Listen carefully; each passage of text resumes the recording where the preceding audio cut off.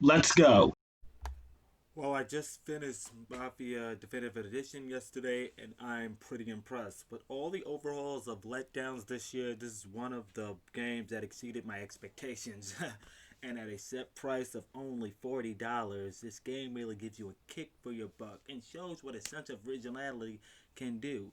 If you love Mafia and haven't played this, stop reading this review, well, watching this review. Sorry, I go to Metacritic, then I review the. It doesn't matter.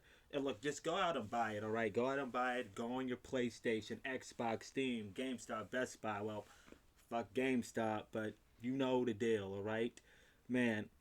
This game is worth it. Totally worth it. It takes everything that the original game did and improves upon it. Now I know.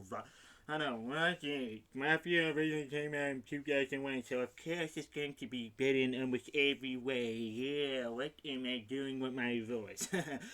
Yeah, but there was a remake from earlier this year that didn't go too well. Resident Evil 3. I mean, well, in my opinion, it was originally made in the 90s. So, yeah, not everything improves upon its predecessor.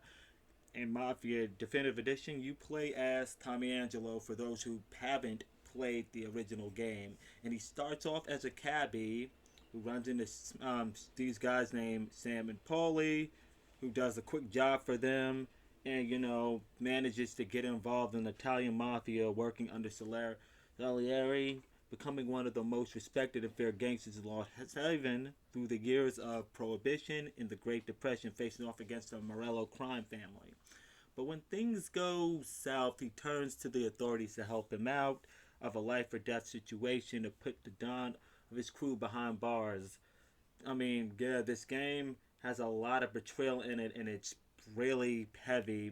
Well, towards the end, I'm not going to spoil it.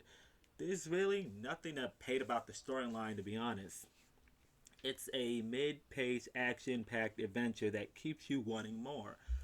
From the presentation, till the end, it makes you feel nostalgic and engaged. The characters, Sally, Morello, Sam, Paulie, Frank, and Sarah feel a lot more lifelike due to the voice acting and facial motion capture and remade visuals. The main character, Tommy, is more than just some mob character. Okay, sure, he's loyal to the family and he's badass, but he's caring, respectful, and willing to do anything to protect his loved ones and even innocents if it means putting him in some serious fucking shit. You play it, you'll see what I mean. Like, he would let a few people a few people that he's supposed to murder, like, get away, alright? I guess he puts his morals in front of everything. I mean, yes, as well, but as far as missions go, let's talk missions. I'm glad to see, as far as I know, they didn't cut anything. Well, to my knowledge, and I believe they added a few additions to each mission. It's been a while since I played it. Unlike what we've seen from the massive disappointment from Mafia 3, and I know some people like the game. Well, I didn't really like it. I found it pretty repetitive.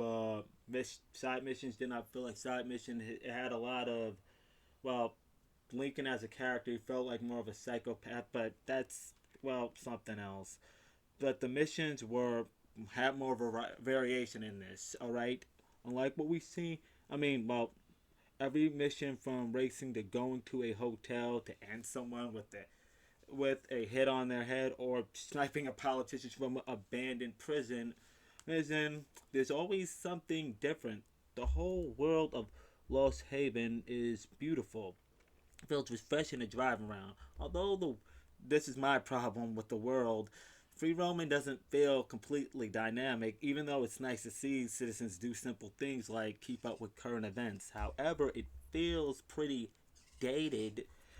Not dated, my bad, dead at times. Yeah, yeah, and let's be honest, dated because some game sort of feels like it plays free roams like a game from 2 gens ago. Another thing I wish they implemented was a few new features while free roaming. You have this beautifully crafted world, but there is not much to do. But find cars and posters and free drive. Like, seriously, they should make free roaming like Mafia 2. I understand that the original game didn't have this, but it's come on, it is still 2020. Add stores, side missions, activities, pastimes, hobbies, random events. Okay, look, I know this isn't GTA, all right. I know everybody's like, this isn't GTA. Don't I mean make 2K be like Rockstar or whatever. But come on, 2K games and Hangar Studios make your open world more worth exploring, and so people would want to come back. Free Drive for me wasn't that interesting, to be honest. The gameplay style, game mechanics kind of play like Mafia 3.